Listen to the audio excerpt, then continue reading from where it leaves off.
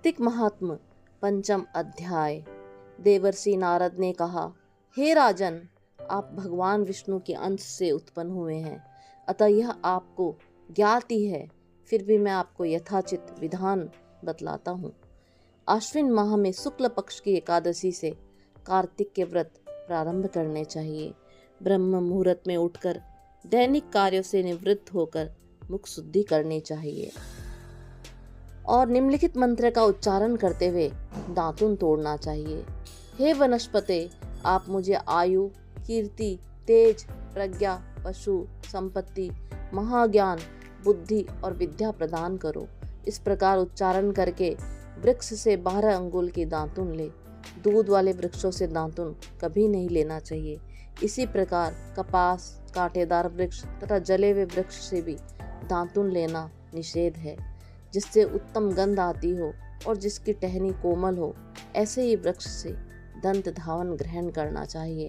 प्रतिपदा, अमावस्या, नवमी, छठी, रविवार को चंद्र तथा सूर्य ग्रहण में दातुन नहीं करना चाहिए।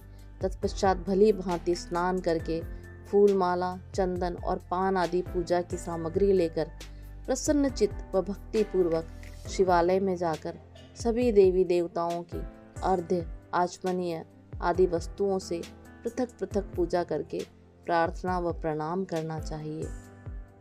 फिर भक्तों के स्वर में स्वर मिलाकर श्री हरि का नाम कीर्तन करना चाहिए।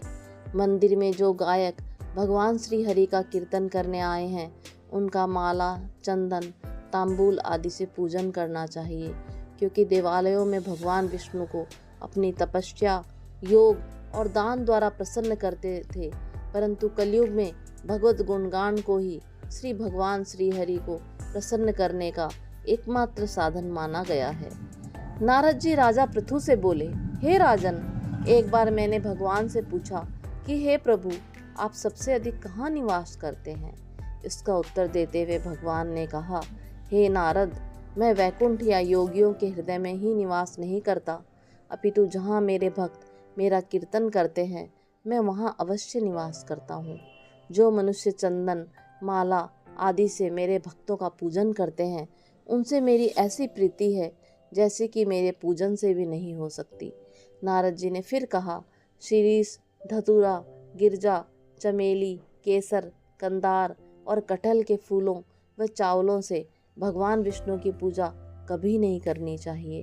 अड़हल, कंद, गिरीश, जूही, मालती और केवड़ा के पुष्पों से भगवान शंकर की पूजा नहीं करनी चाहिए।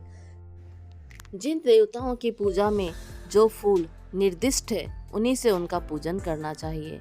पूजन समाप्ति के बाद भगवान से क्षमा याचना करनी चाहिए, यथा, हे सुरेश्वर, हे देव, न मैं मंत्र जानता हूँ न क्रिया, मैं भक्ति से भी हीन हूँ। मैंने जो कुछ भी आपकी पूजा की है उसे पूर्ण करें, उसे स्वीकार करें। ऐसी प्रार्थना करने के पश्चात साष्टांग प्रणाम करके भगवत कीर्तन करना चाहिए, श्री हरि की कथा सुननी चाहिए और प्रसाद ग्रहण करना चाहिए। जो मनुष्य उपरोक्त विधि के अनुसार कार्तिक व्रत का अनुष्ठान करते हैं, वह जगत के सभी सुखों को भोगते हुए अंत में मुक्ति को प्राप्त होते हैं। जो मनुष्य कार्तिक मास में दीपदान करते हैं और भगवान विष्णु और शिव की विधि पूर्वक पूजा करते हैं, कीर्तन करते हैं, वे पवित्र आत्मा होकर अपने पूर्व पुरुषों के साथ विष्णु धाम को जाते हैं। जय श्री हरि।